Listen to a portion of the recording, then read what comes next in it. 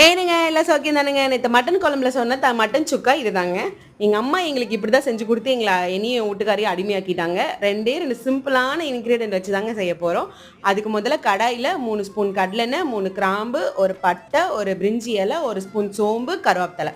First ingredient சின்ன வெங்காயம். ஒரு தாராளமாக ஒரு 15-20 சின்ன வெங்காயம் போட்டு நல்லா வணக்கிக்கோங்க. இந்த மெயின் மட்டன் சுக்காவோட டேஸ்ட்டே வந்து குழம்புலேருந்து போடுற பீஸ் தாங்க. நேற்று 3/4 கிலோ மட்டன் குழம்பு போட்டு மட்டன் போட்டு செஞ்சுருந்தேன்.